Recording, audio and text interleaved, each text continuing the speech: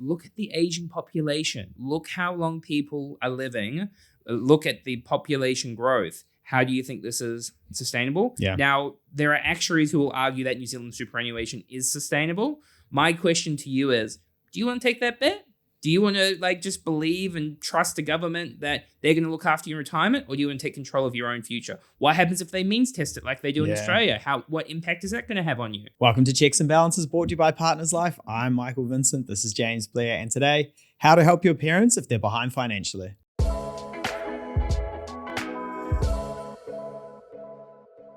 Okay, so today's topic is really based off listeners coming to us.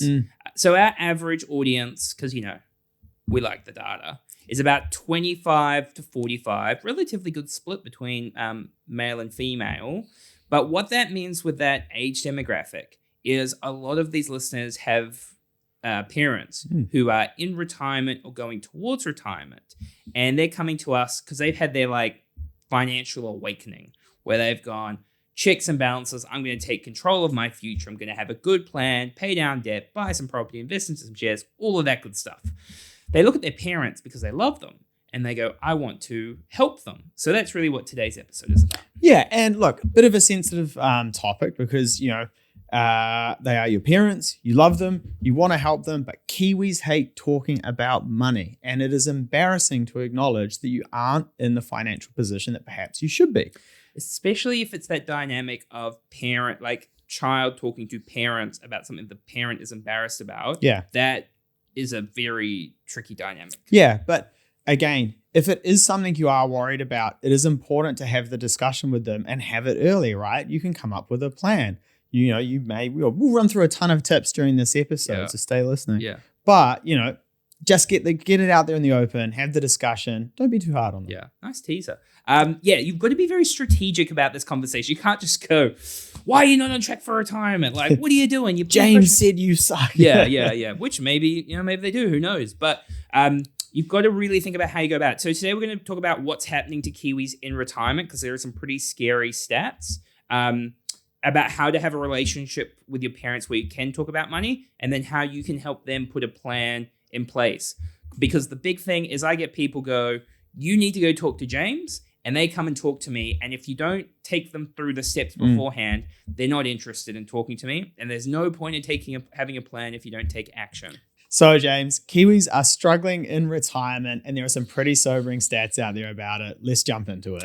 It is really sad. I worry about, I worry about people planning for retirement because the way we're designed as humans is around instant gratification, right? And we know for every person that comes and talks to us about planning for their future, there's probably another 99 that aren't. Yeah. And they're just going through the motions, getting the things that they want, not thinking at some point I've got to stop working, whether it's their choice or not their choice. I know we saw that.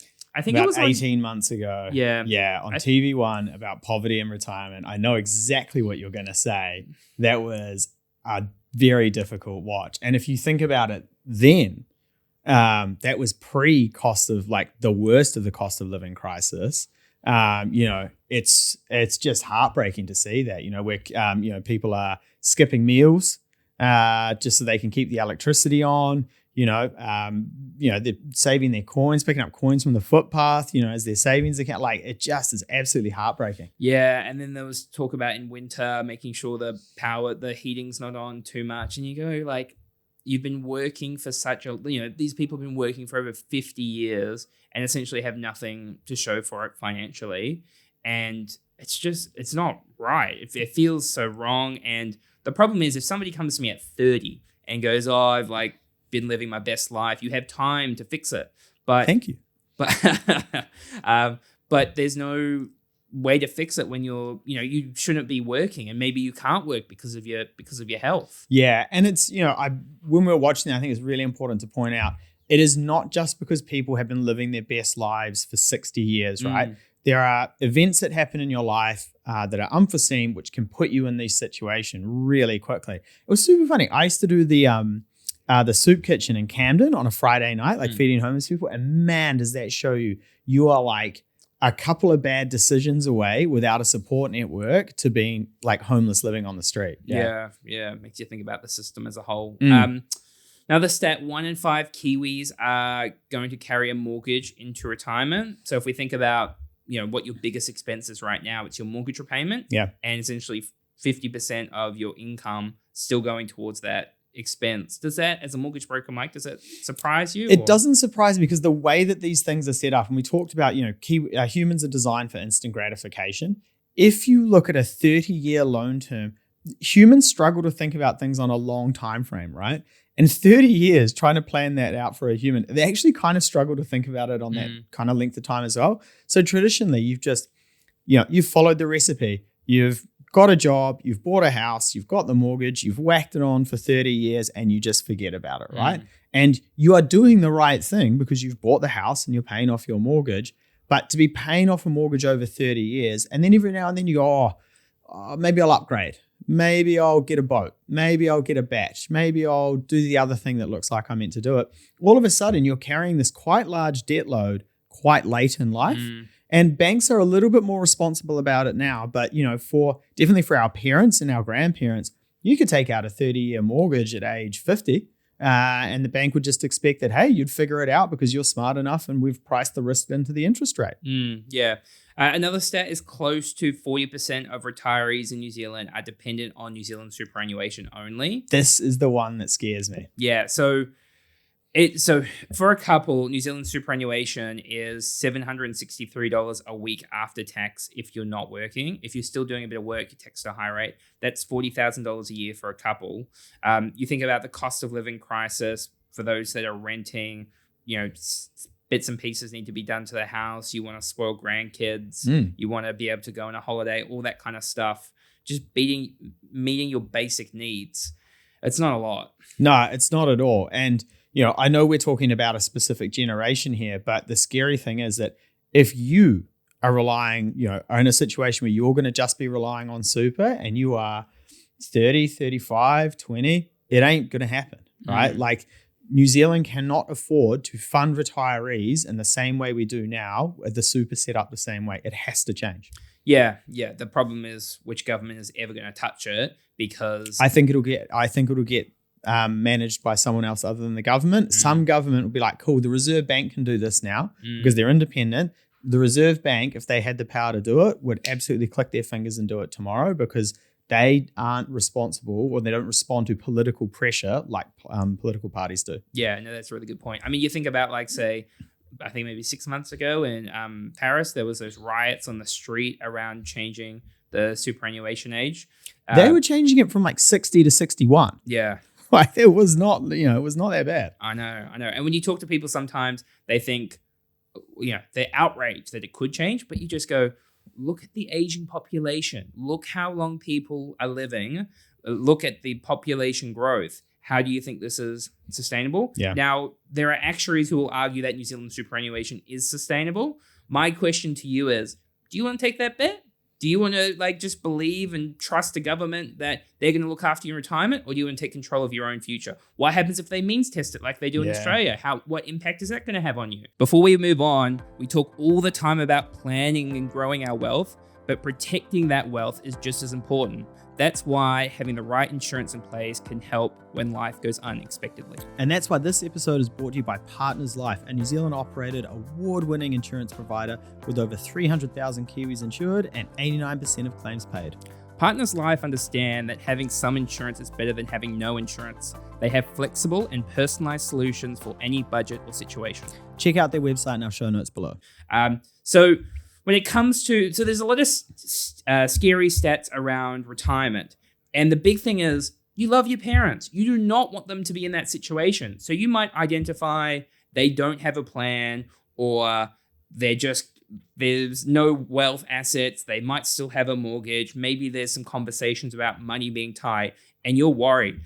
The tricky thing, Mike, is this is an art about how you talk to your parents about it, right? If you go too aggressive, too straight, because it's a nervous conversation, they might completely stonewall you and you don't want to talk about it. Yeah, you've got to be really tactful about it, how you do it. And of the two of us, James, You are probably far better at this than I am. I have been described as a bull in a china shop. I can be very direct, sometimes too direct. I know my faults. That's all right. Yeah. That is not this episode. So you can't help your parents if you can't talk to them about money, which is probably the big thing. So maybe you already have a relationship where you can be quite open, but chances are, if you listen to this, you're probably not in that situation. If you are worried about them, it probably means they're going to be a bit embarrassed to talk about it. So you have to be especially conscious of that in terms of the discussion. Maybe a good starting point is to try to talk to your parents about your money situation. Yeah. So what are your goals? What is your financial plan? Like that you're paying off your mortgage faster. You've made an active choice of KiwiSaver. You've decided to get health insurance. That you've got a budget and it's making a big difference in your life. Whatever it might be, if you can start to talk about what's happening in your life, or even better, Mike, the stuff ups you've made. Yeah. Here are all the mistakes.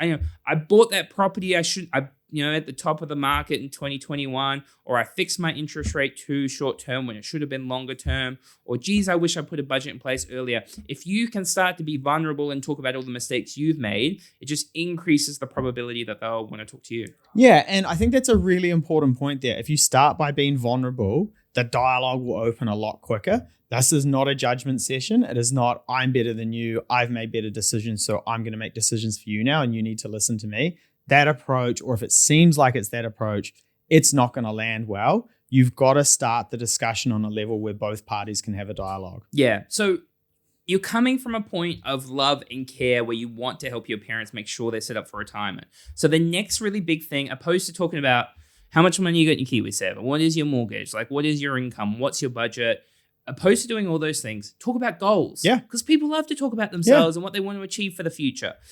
So talk about, if they're not retired yet, when do they want to retire? What does retirement look like for them? Are they going to go part-time? What is their purpose in retirement? I know we've seen a lot of people that get old quite quickly in retirement because a job is purpose.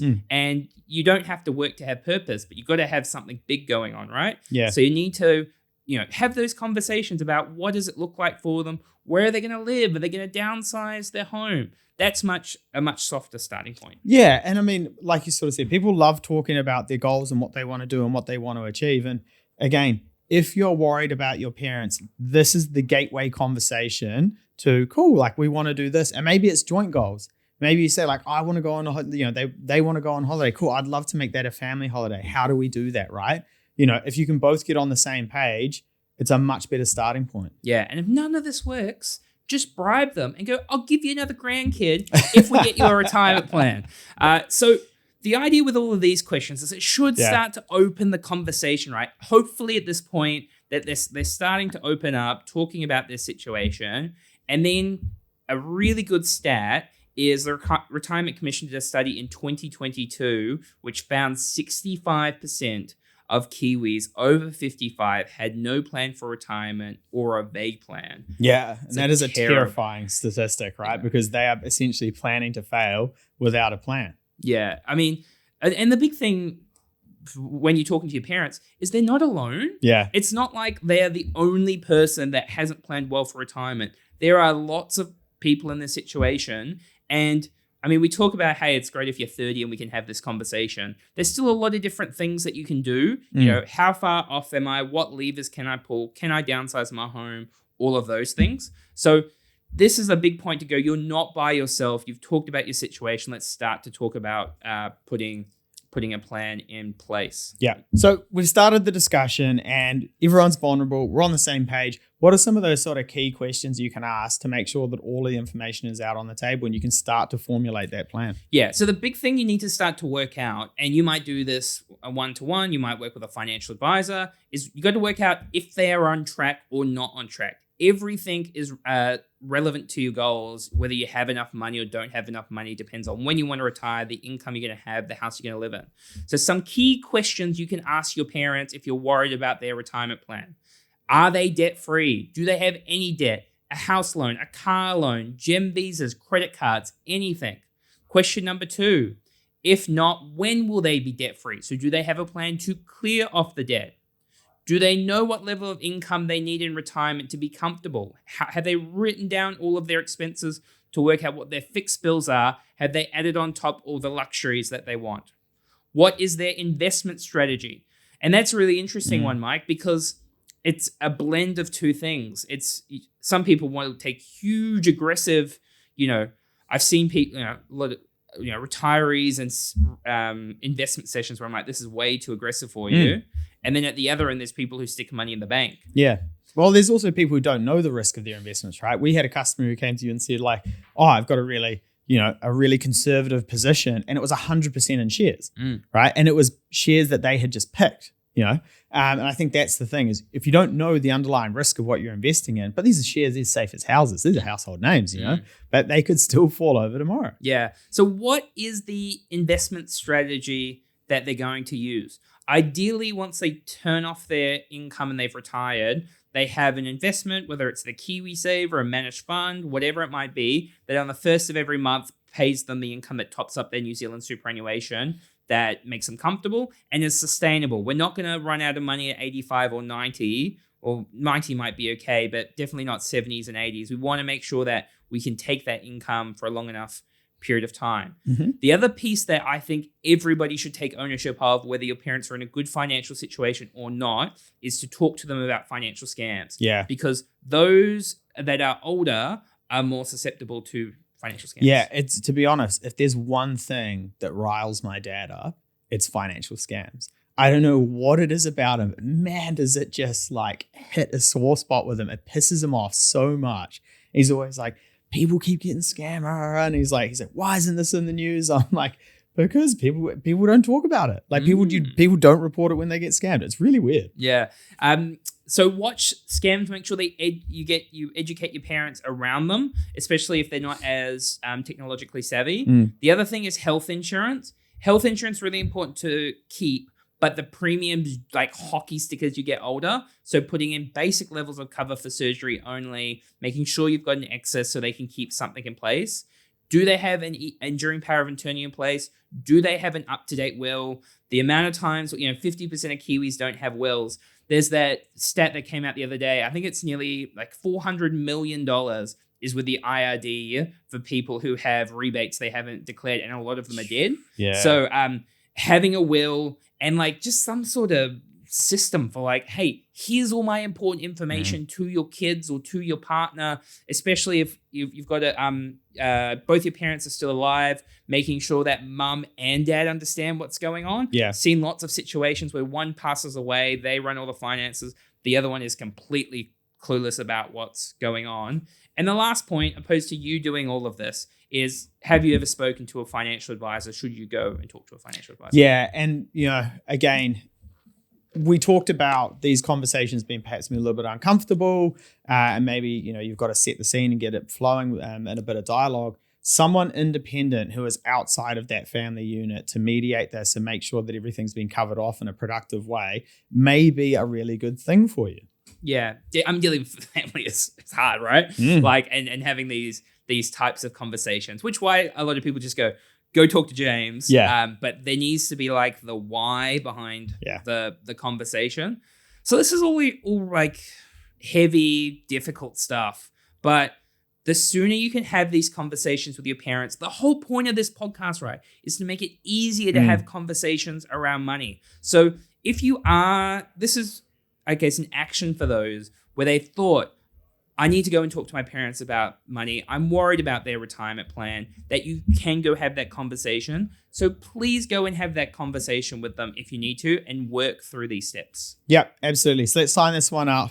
Shout out to Partners Life. Thank you very much for sponsoring the podcast. Make sure you rate, review, hit that subscribe button as well. James, take us out. We will see you next time.